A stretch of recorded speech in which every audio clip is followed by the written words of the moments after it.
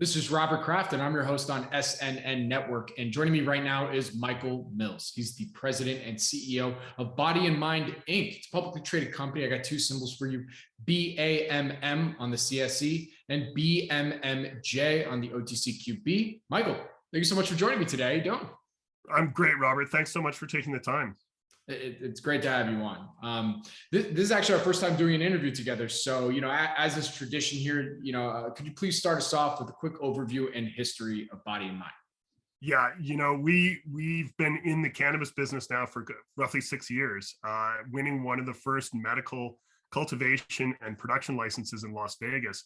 A long time ago, when Vegas was this tiny, tiny little medical market, and we came out with great product, we came out with great flower, came out with a number of edible lines, and we were ready when Vegas flipped over to adult use. And we've seen this again and again and again in these US markets. They start as medical and then they move to adult use. And we just happened to be ready to go when Vegas flipped over. If anyone, has been going to Vegas for the last 10 years or so, they've seen this progression. There was a little bit of advertising when it was medical, and now when you go, it's pretty wide open. And I think it's given everyone who visits from all over the US and really all over the world this understanding that, hey, maybe it's not as bad as people said it was going to be. So that's been really our sort of mantra has been: look for states that are opening, get in early, win licenses, develop those licenses as fast as you can and get them cash flow positive, and then look for new opportunities. So we got into Ohio as Ohio was opening up for medical. We got a dispensary license, and we were one of the first dozen dispensaries to open there. We got a production license, and we actually just opened that roughly a month ago. So we can't wait to get Body and Mind branded product into that state. We won a license with our partners, Comprehensive Care Group in Arkansas.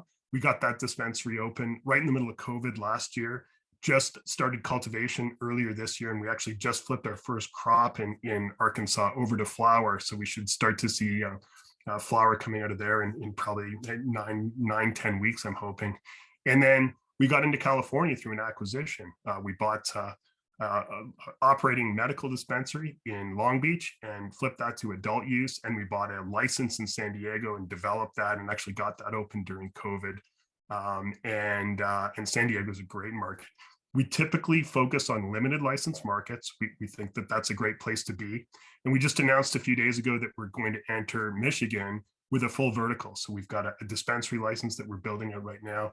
We've got a local and state pre-approval for a cultivation license and a production license as well. So lots on the go. I think this is just a really exciting industry to be in right now.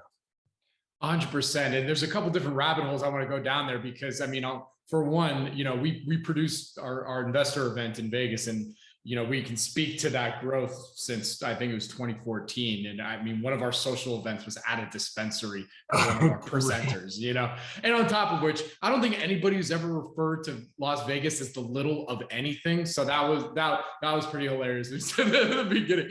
But I want to ask, because as someone that's been following the space for a while and following companies similar to Body and Mind, what's the process now like with getting licenses to open dispensaries? Is it clearly it's easier than it used to be, but what's the process now involved? Every state's completely different, and every state has a different way of applying. Some states are lotteries. So you're putting an application in to make sure that you've got, good credentials and no one's a criminal and everyone, you've got the money to develop this and you have the expertise. And then everything goes into a lottery after that. And some states, continue to have sort of a judged application with the concept that, the best applications are winning. I would say it's actually getting more difficult to win licenses in new states because there's just so many people applying for them. So that's a bit of a change that we've certainly seen over the years is, when this was a much smaller industry, when it looked like it wasn't going to turn into these, multi-billion-dollar cannabis companies, there really weren't that many people applying for licenses. And the people that were applying for licenses probably, they weren't necessarily the best applications across the whole spectrum. So I would say it's probably getting more challenging to win licenses, but we do have a great track record. And I think that being an operator for as long as we've had, we've got great cultivation experience, we've got great dispensary experience, and we've got great processing experience. So I think that comes into play as well. 100%. So it's a yes and no that it's gotten easier or difficult. It's technically the process is more streamlined, but there's just more competition now trying to get all the same licenses.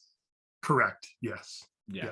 So then what would you say is, I mean, you explained a little bit in your opening just now, but what would you say makes Body and Mind unique and different in order to win some of these licenses and get over that hump that so many others are applying for? Yeah, again, I think it comes back to experience. I think if you put yourself in the position of being a state legislature, particularly a state that's opening up for the first time, you really want to make sure that you've got groups that are coming in that are going to do a great job, that have strong community involvement in other areas that they've been operating in. They've got a long track record of operating. They've got obviously a great board and an experienced management team. So I think that we check a lot of those boxes, and again, when you're in a state opening up for the first time, you really want to make sure that you're bringing good operators into your state. What would you say is your background? How'd you come into all this? Yeah, so I've done a bunch of things. I've got a probably 25, 30-year history in the business world. I worked for the Financial Post newspaper, which is sort of similar to the Wall Street Journal in Canada for well over a decade. I've worked in tech, I've worked in manufacturing, I've worked in a number of different industries, lots of capital market experience. And I think when you look at the growth profile of this industry, you look at the catalysts that continue to be available as all these new states are opening.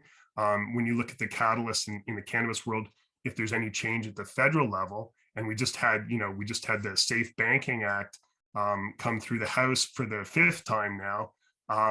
There's all kinds of catalysts for this industry going forward. So, very easy for people to gravitate towards this. And Michael, since joining the company, what's been some of the growth that you've seen over the few years that you've been there? Yeah, Robert, I think I can paint it in 2 separate ways. One is, if you go back to January of 2019, we had 1 facility in Nevada. And when you look at us now, we're in 4 states. We're developing in Michigan. We've got multiple facilities in some of the states. So our growth has been dramatic, like the industry in general. When you look at our metrics right now, if you take our last quarter and run a run rate off that, we're at about a $28 million US run rate without any sort of additional growth or bringing some of these new projects online. We're at about a $6 million positive adjusted EBITDA as well. So, and our last quarter was cash flow positive. So we've really developed this company in a measured fashion with a view to the future, and very excited about our growth prospects going forward. To close this out, before I let you go here, from what you can tell us, what would you say are some of the company's value catalysts now for the rest of 2021 going into 22? Yeah, absolutely. So, we've been bringing new facilities online. As I mentioned, we just opened our Ohio processing facility roughly a month ago. So we haven't even seen any revenue stream from that. It's really sort of been, when you think about an EBITDA drain, it's an EBITDA drain until it's open. And then you start to crank your EBITDA up there.